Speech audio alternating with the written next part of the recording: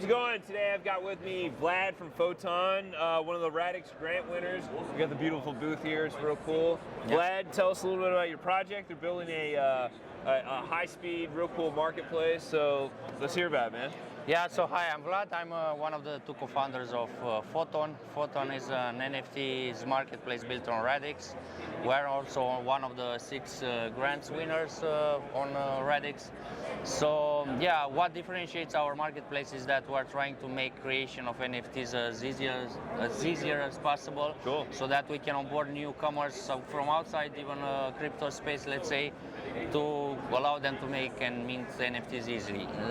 The other thing that we're kind of adding to our marketplace is we have, let's say, a mix of features similar to Discord for community building and engaging. So basically you can communicate as a creator directly with your community without having to leave the marketplace somewhere else. That's cool. So these are kind of the two things, easy creation of NFTs and community building. Cool, man. I mean, it's cool. Like, there's a little bit of a slowdown in NFTs right now, right?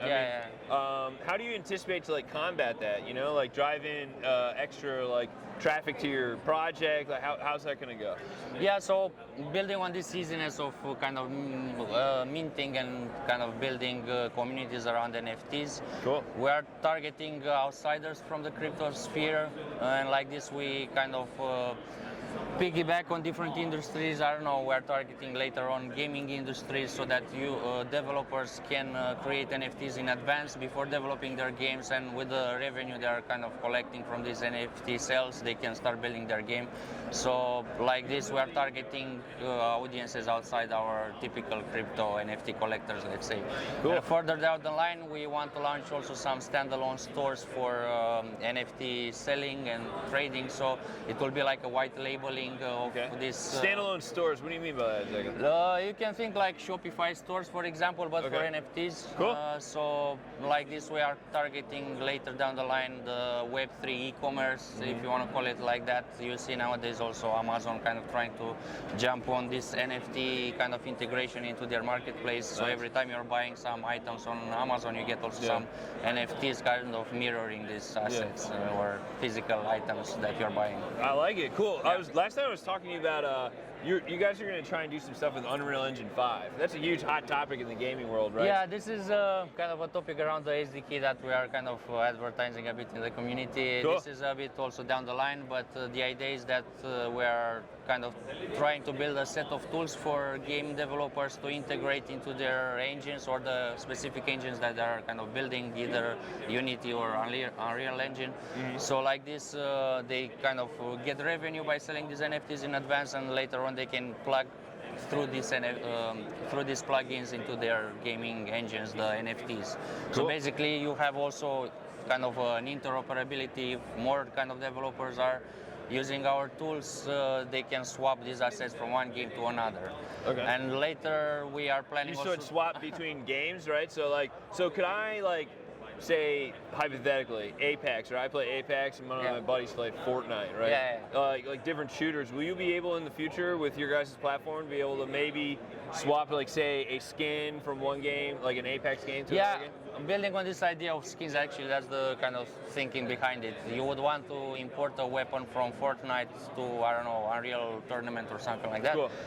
So what we're thinking is to have the ownership kind of on the same item, but when you import your NFT looking in a certain way in Fortnite, you want it to look like it's belonging from the other game when you import it there. So you're kind of attaching some sort of skins based on the application where you are using these NFTs. Cool. It's looking, so basically the same NFT is looking in a certain way in Fortnite and in a certain way in Unreal kind of tournament or whatever, but at the core it's basically the same NFT. It just looks different when you use it in certain applications.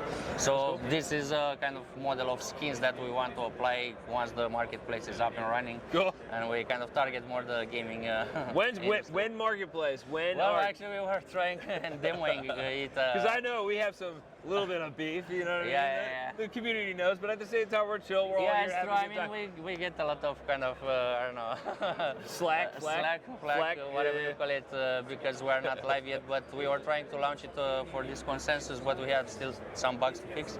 But Some probably on the marketplace, some bugs of his? some bugs, yeah, to Yeah, fix.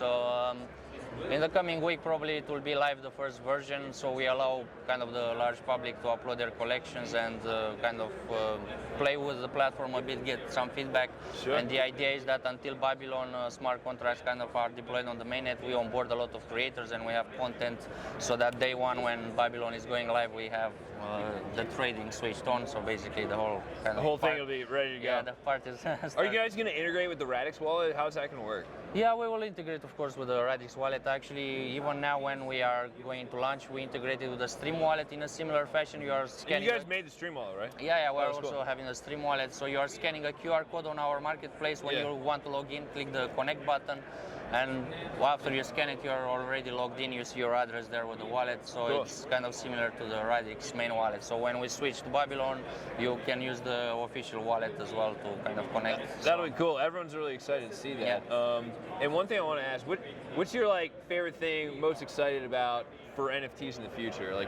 How do you see the road? Because a lot of people are like, oh, NFTs are stupid, they're just a bunch of monkeys and blah, blah, blah. Yeah. But how do you envision NFTs in the future really kind of changing the game of Web3? Well, I think NFTs can be applied to a lot of industries, and kind of the main problem I think right now is that you have kind of a cumbersome way of onboarding new users. So hopefully with Radix and everything that we are building at Photon, we can make it easier and more friendly for newcomers to kind of build NFTs in certain, various industries. Can be applied to real estate, I don't know, e-commerce, like I said, gaming. Yeah. So there's a lot of areas to kind of expand and kind of build these NFTs into. So yeah, probably gaming, it's one of the more near future one that I'm excited about, because you see really direct use cases and you see already Web3 games popping up. Cool. And I think in the coming years you will see even more, and even AAA studios kind of jumping on it, and we will be switching from free to play to free to own. Yeah. That's how at least they started calling it. So Nice.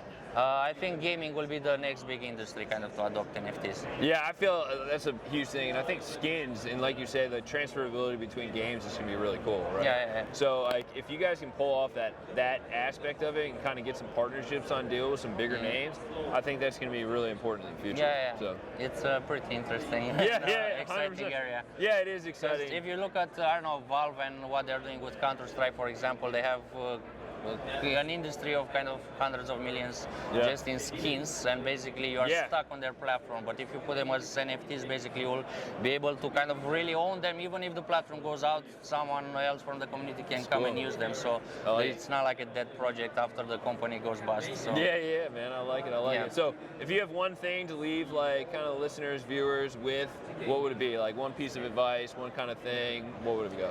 Well, to jump into the Radix ecosystem, because there's a lot of interesting projects popping up, not just NFT kind of marketplaces, but DEXs and domain name, kind of decentralized domain names, you name it. So just to jump into the ecosystem, because it's gonna pop up really soon with the smart contracts coming. Come join the communities, I don't know, play around with some tokens and experience how it's to kind of interact with more user-friendly DLT. I like it, man. Awesome. Well, hey, thanks. I appreciate the time. Thank you. Photon guys, check them out. They're on the Radix Network. It's going to be a really cool project. Peace. Hey, thanks for checking out the video. If you enjoyed it, don't forget to smash that like button and subscribe to stay up to date on all Web3 content.